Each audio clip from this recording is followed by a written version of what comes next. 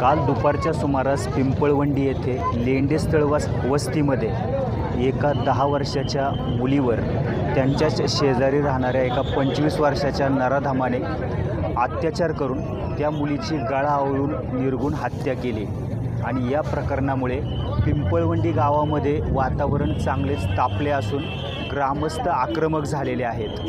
पुणे नाशिक महामार्गावर पिंपळवंडी ग्रामस्थांनी रास्ता रोको आंदोलन केलेलं आहे। आपण माझ्या पाठीमागं पाहू शकताय की हे संपूर्ण ग्रामस्थ आक्रमक झालेले आहेत आणि जोपर्यंत आरोपीला या ठिकाणी तहसीलदार प्रांत या ठिकाणी येत नाहीत आणि नक्की काय करणार, आरोपीला कठोर शासन होणार की नाही, अशा स्वरूपाच्या या संपूर्ण ग्रामस्थांच्या मागण्या आहेत आणि त्यामुळं अजून देखील या ठिकाणी जे काही अधिकारी आहेत ते पोहोचलेले नाही आहेत आणि त्यामुळं हे संपूर्ण ग्रामस्थ अधिकाऱ्यांची वाट पाहत आहेत। आळेफाटा पोलिसांच्या वतीनं, नारायणगाव पोलिसांच्या वतीनं अत्यंत कडक बंदोबस्त या ठिकाणी लावण्यात आलेला आहे, परंतु या ग्रामस्थांच्या मनामध्ये जे भावना आहेत त्या अत्यंत संतापाच्या भावना आहेत, या ठिकाणी रागाच्या भावना आहेत। खरं तर या घटनेनंतर हे संपूर्ण ग्रामस्थ हा जो पुणे नाशिक महामार्ग पिंपळवंडीतून जातो तिथे रस्त्यावरती उतरलेले आहेत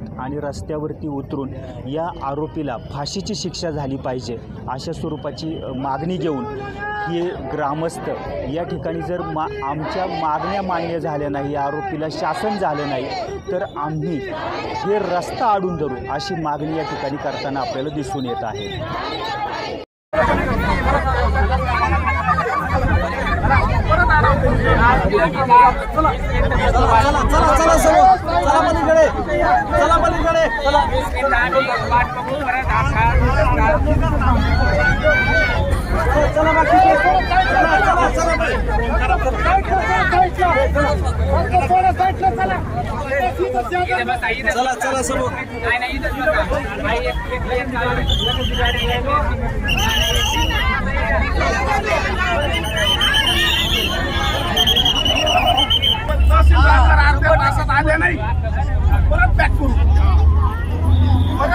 आपण काय व्हायचं उद्या आपल्यावर गुन्हे उद्या दोन्ही बाजू चेक करणार, दोन्ही बाजू चेक करणार।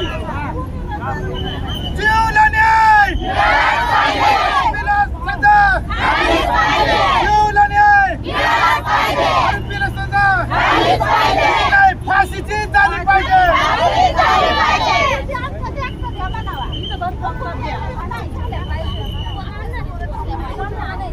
20 मिनिटं वाट बघू, 20 किंवा अर्धा तास तहसीलदार प्रांत आला नाही, आपण परत रस्त्यावर बसायचं।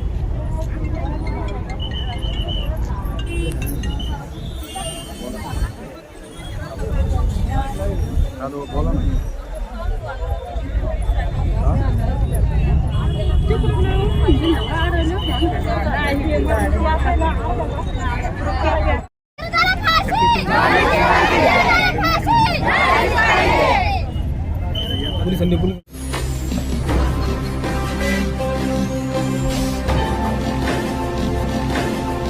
ताज्या घडामोडी आणि नवनवीन माहिती मिळवण्यासाठी समाज दर्पण या YouTube चॅनलला सबस्क्राइब करा आणि बेल आयकॉनवर क्लिक करा।